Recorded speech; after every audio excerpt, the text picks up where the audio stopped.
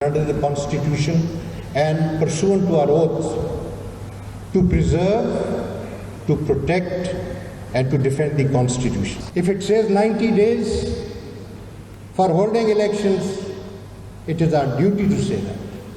It is not our choice. It is our duty to say that. You say you support us, please don't say that. I am just one of the members of the Supreme Court of Pakistan. آئین کہتا ہے election 90 دن میں ہوں تو یہ choice نہیں duty ہے۔ Chief justice Umar Ata Bandial کہتے ہیں لیڈرز، ادارے اور عوام آئین کی پاسداری کے لیے پرعزم ہیں۔ اسی حوالے سے لیڈرز اور سیاسی قیادت نے مذاکرات شروع کیے۔ عدلیہ کا سیاسی جماعتوں کے ساتھ مذاکرات سے کچھ لینا دینا نہیں۔ سیاسی جماعتوں کو احساس ہے آئین کی پاسداری ان کی ذمہ داری ہے، عدلیہ ان کی سپورٹ کے لیے ہے۔ بصورت دیگر فیصلہ موجود ہے، عدالتیں ایگزیکٹو آرڈر نہیں دے سکتی، فیصلوں کی اخلاقی اتھارٹی ہوتی ہے۔ چیف جسٹس کا دستور میں اقلیتوں کو حاصل حقوق کے موضوع پر کانفرنس سے خطاب، صحافی نے سوال کیا، آڈیو لیکس ہوتی ہیں، آپ کے خلاف پروپیگنڈا کیا جا رہا ہے۔ چیف جسٹس بولے بس آپ دعا کریں۔ یہ آپ کے اگینسٹ پروپیگنڈا کیا جا رہا ہے، دیٹس ناٹ گڈ وے۔ آپ دعا کریں۔ تو یہ کبھی آڈیو لیک، کبھی یہ پروپیگنڈا، کبھی وہ پروپیگنڈا۔ آپ سمجھتے ہیں کہ آپ ان کی حالات کو بگڑ گئے ہیں، کچھ بہتر کیا جا سکتا ہے؟ پاکستان کو بدنام کرنے کے لیے انہوں نے تمام حربے استعمال کیے۔ رب تعالیٰ کا کرم ہے، پاکستان کی عزت محفوظ رہی بلکہ عزت بڑھی ہے۔ تو اس کا جھوٹ پوری قوم کے سامنے آ رہا ہے، سر سے پاؤں تک جھوٹا، مکار اور موسم خوش آدمی ہے۔ انشاءاللہ ضرور اللہ کی پکڑ ہوگی۔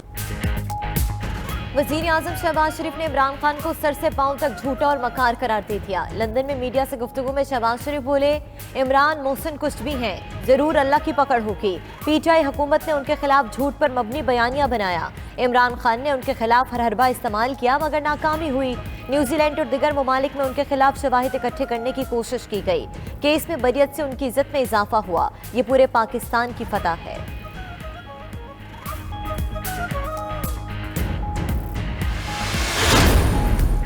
چیئرمین پی ٹی آئی عمران خان کی وزیر اعظم اور وزیر خارجہ کے بیرونی دوروں پر کڑی تنقید۔ کہتے ہیں کہ حکمران فضول بیرونی دوروں پر یہ اپنے آپ کو ذلیل کرا رہے ہیں۔ ایک لندن میں تاج پوشی پر گیا، 2 سے 3 لاکھ ڈالر ضائع کیے۔ دوسرا پرائیویٹ جہاز پر گوا گیا۔ کیا پاکستان کے پاس اتنا پیسہ ہے؟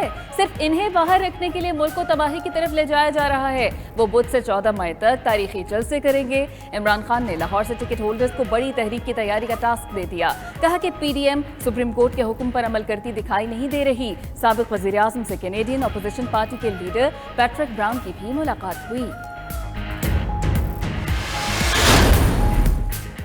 موجودہ سیاسی اور معاشی بحران کی ذمہ دار تحریک انصاف ہے۔ وزیر داخلہ رانا ثناء اللہ کا فیصل آباد میں احتجاج سے خطاب، بولے ان لوگوں کے تجربات سے آج ملکی معیشت کا بیڑا غرق ہو گیا۔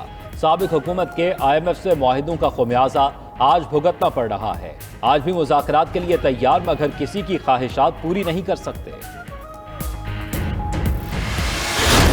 پاکستان کے آئین کے تحت پارلیمنٹ عوام کا منتخب ادارہ ہے، وہ سوورن ہے اور وہ قانون سازی کرنے کا اختیار رکھتا ہے، اور اگر وہ قانون سازی ایسی کرے کہ جو خود سپریم کورٹ کے فیصلے کے روشنی میں اور اس کے مطابق ہو اور اسے خود سپریم کورٹ کے چیف جسٹس روکیں، تو یہ بدترین کانفلکٹ آف انٹرسٹ کی مثال ہے۔ وفاقی وزیر احسن اقبال کہتے ہیں کہ حکومت ایک قدم پیچھے ہٹی تو سپریم کورٹ 2 قدم مزید آگے بڑھے گی۔ بحران کے حل کے لیے سب کو ایک قدم پیچھے ہٹنا ہوگا۔ تمام جمہوری قوتیں پارلیمنٹ کی پشت پر ہیں۔ لاہور میں گفتگو کرتے ہوئے نون لیگ کے سینئر رہنما احسن اقبال مزید بولے کہ پارلیمنٹ سپریم ادارہ ہے، عدلیہ قانون سازی کا حق سلب نہیں کر سکتی۔ پارلیمنٹ اور عدلیہ میں تناؤ ختم کرنے کی کوشش کو کمزوری سمجھا گیا۔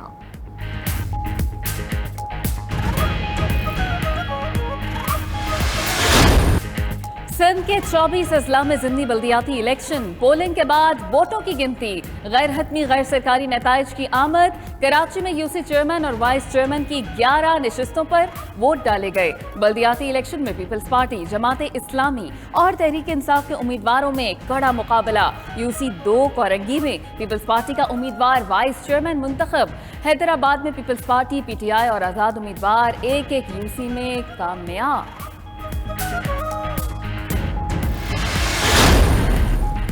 सिंध में ज़िमनी बल्दियाती इंतखाबात जमात इस्लामी की इलेक्शन कमीशन को 5 शिकायती खतूत। अमीर जमात इस्लामी कराची हाफिज नईमुर रहमान कहते हैं न्यू कराची की यूसी 4 और 13 में धांधली की इंतहा कर दी गई। लोगों को पुलिस के जरिए पोलिंग स्टेशन से बाहर निकाल दिया गया। इत्तलात हैं कि पीपल्स पार्टी डब्बे बदलने की तैयारी कर रही है। पोलिंग बॉक्स बदलने का खदशा है।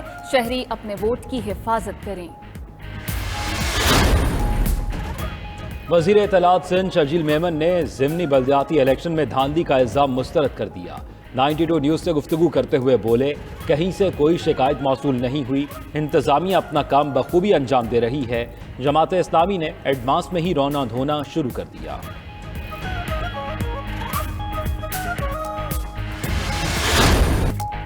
मेयर कराची के इंतखाब के लिए सियासी जमातों के राबतों में तेजी। पीटीआई के मुंतखब अरकान सिटी काउंसिल का पीपल्स पार्टी से राबता। सूबाई वजीर सईद गनी ने पीटीआई के अरकान के राबतों की तस्दीक कर दी। दीगर कई जमातों के नुमाइंदों का भी पीपल्स पार्टी की हिमायत का इंदिया। मेयर कराची का इंतखाब जून के पहले हफ्ते में मुतवक्के। रवामा सिंध में बल्दियाती नुमाइंदों का हल्फ और मखसूसी नशस्तों पर इंतखाब होगा। सिटी काउंसिल कराची में पीपल्स पार्टी की 90, जमात इस्लामी की 82 और पीटीआई की 42 नशस्तें हैं।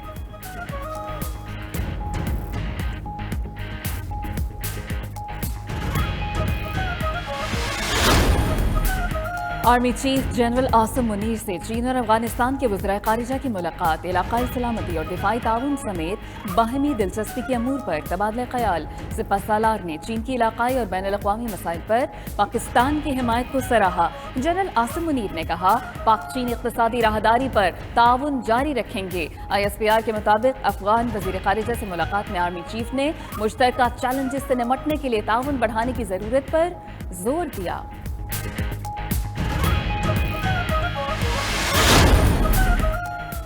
पाकिस्तान और अफगानिस्तान के दरमियान इस्लामाबाद में वफूद की सतह पर मुज़ाकरात। दोनों मुल्कों के वज़ीर ख़ारिजा ने वफूद की क़यादत की। मुज़ाकरात में दो तरफ़ा अमूर पर तबादला ख्याल किया गया। तर्जुमान दफ्तर ख़ारिजा के मुताबिक पाक अफगान ताल्लुकात समेत खित्ते की सूरत हाल पर बातचीत की गई।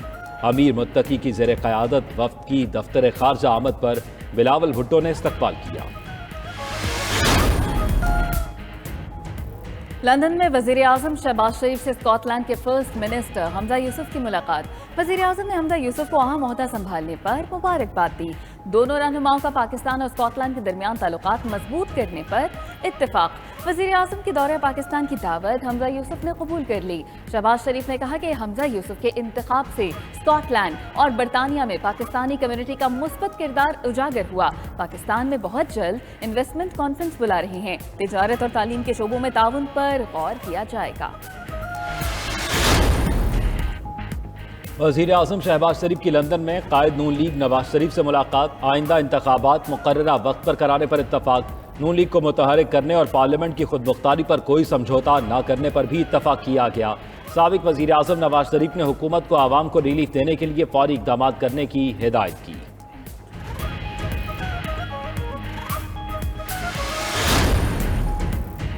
लंदन में नामालूम अफराद ने नवाज शरीफ के नाम पर 3 गाड़ियां रजिस्टर करा ली।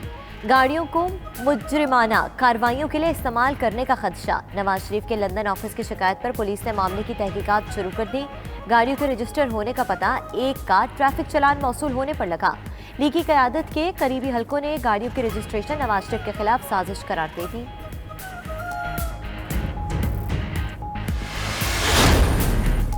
सदर पाकिस्तान तहरीक इंसाफ चौधरी परवेज इलाही कहते हैं कि नवाज शरीफ और शहबाज शरीफ लंदन में बैठकर अदलिया के खिलाफ साजिश कर रहे हैं। 14 मई को इंतखाबात न हुए तो मुल्क पर असरात पड़ेंगे।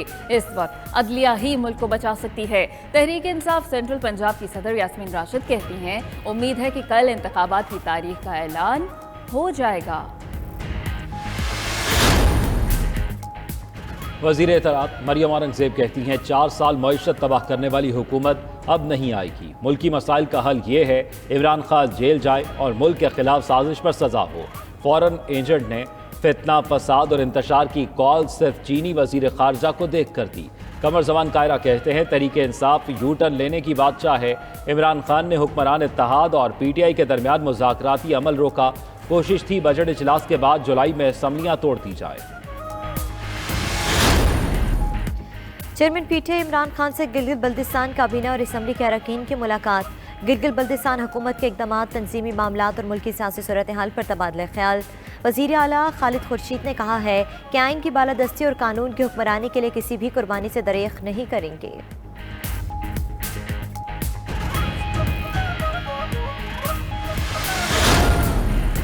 کراچی کی مردم شماری میں سنگین غلطیوں کا انکشاف۔ وفاقی ادارہ برائے شماریات نے کراچی میں آبادی شمار نہ کرنے کے ثبوت سندھ حکومت کو ارسال کر دیے۔ ادارہ برائے شماریات نے چیف سیکرٹری سندھ اور صوبائی کمشنر مردم شماری کو خط کے ذریعے آگاہ کیا۔ کراچی کے 34 شماریاتی بلاکس میں 0 آبادی دکھائی گئی۔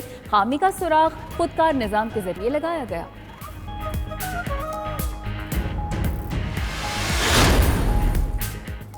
حقوق کی حفاظت نہ ہو سکے تو ایوان میں رہنے کا کوئی جواز نہیں۔ ایم کیو ایم کے کنوینر خالد مقبول صدیقی کہتے ہیں شہری سندھ کے افراد حکومتی اقدامات سے لا تعلق ہو رہے ہیں۔ کوٹے کی تقسیم کی وجہ اور بنیاد زبان اور قومیت ہے۔ مردم شماری میں دیہی اور شہری سندھ کا معاملہ نہیں، زبان کا مسئلہ ہے۔ لطیفہ آباد، حیدرآباد میں فی بلاک 200 لوگ گنے جا رہے ہیں۔ قاسم آباد میں 2000 لوگ گنے جا رہے ہیں۔ شہری روٹی کے لیے پریشان، حکومت آٹے کا مسئلہ حل کرنے میں ناکام۔ پشاور میں آٹا بحران پر قابو نہ پایا جا سکا۔ مارکیٹ میں آٹا نایاب، قلت کے باعث قیمتیں بڑھ گئیں۔ مکس آٹے کا تھیلا 3350 روپے کا ہو گیا۔ لاہور میں بھی آٹے کی فی کلو قیمت 160 روپے تک پہنچ گئی۔ دوسری جانب پنجاب کے مختلف شہروں میں گندم کے ذخیرہ اندوزوں کے خلاف کارروائیاں، شرکپور اور علی پور چٹھا میں چھاپے، گندم کی ہزاروں بوریاں برآمد۔